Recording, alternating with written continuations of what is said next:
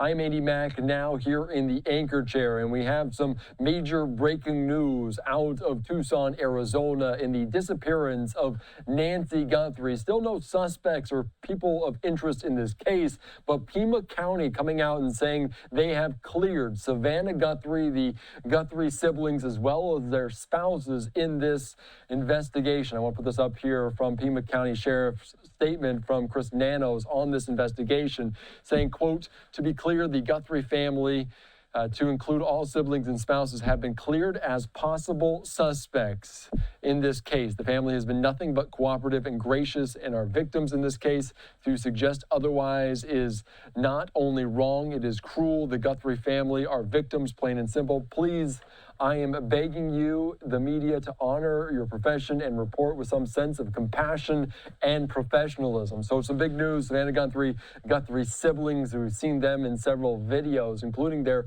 spouses, have been cleared as possible suspects in this case. And this alluding to day number 16 of this disappearance of the 84-year-old mother of that Today Show host, Nancy Guthrie, still not accounted for. Investigators continue to try to find leads at this moment, and they're working some important things from this FBI surveillance video, and some, including the gloves in which they found, and they're running DNA, some preliminary tests already coming back, waiting for confirmation. Also about the jacket and the backpack, as investigators are consulting with Walmart management to develop leads because a backpack the suspect was wearing is sold exclusively at the stores.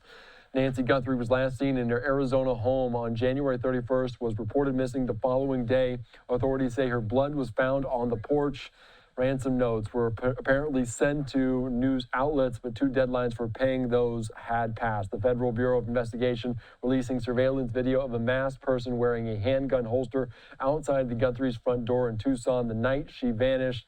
A porch camera recorded a video of the person with the backpack who was wearing a ski mask, long pants, and a jacket on that scene. So you can see all of these investigators continue to work the scene of what's going on there in Tucson, Arizona. But we also heard last night, pushing back Chris Nanos, the sheriff of Pima County, about potential reporting that there was a burglary gone wrong, that is kind of the working theory that the department has had, saying they're working all sorts of leads in this case to hopefully have a good resolution with bringing Nancy home. We heard last night from Savannah Guthrie on social media talking about it, pleading with anyone out there that might have information about this, saying, quote, it's never too late to do the right thing. And also, you can see this. This is the most recent update from the Sheriff Chris Nanos talking about this, that Savannah Guthrie, the siblings and the spouses, they have all been cleared as possible suspects in this case, in this search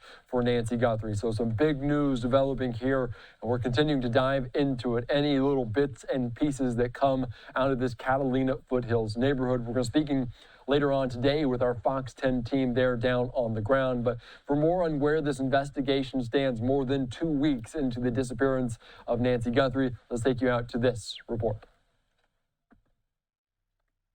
More than 2 weeks after Nancy Guthrie went missing, a glove found near her home has been tested for DNA. The glove is one of 16 found in the area, most belonging to searchers. But investigators say this one contains DNA from an unknown male and appears to match the glove seen in surveillance video from Nancy's front porch.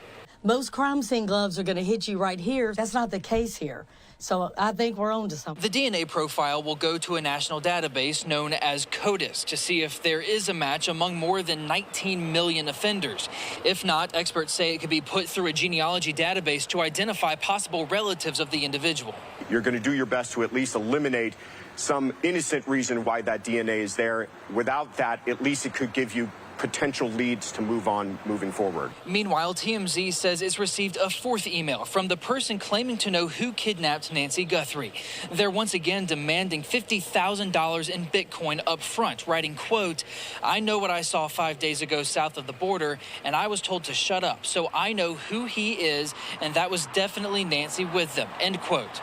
Though Fox cannot independently confirm that reporting. If you're worried about getting this money, and you really do have this information, send it to us. We will forward it to the FBI, and that way there's a record that we have that you supplied this information. Meanwhile, the Pima County Sheriff says the clothing worn by the suspect in the surveillance video appears to be from Walmart, but it's not only available there.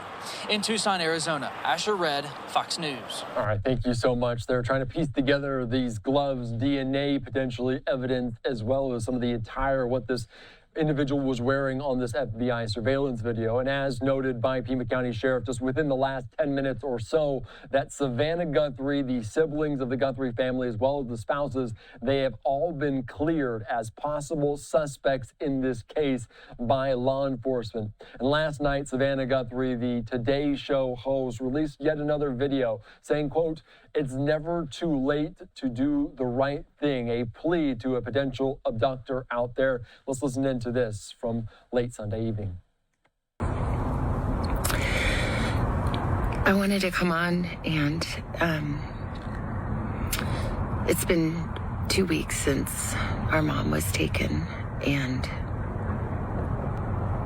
I just wanted to come on and say that we still have hope, and we still believe.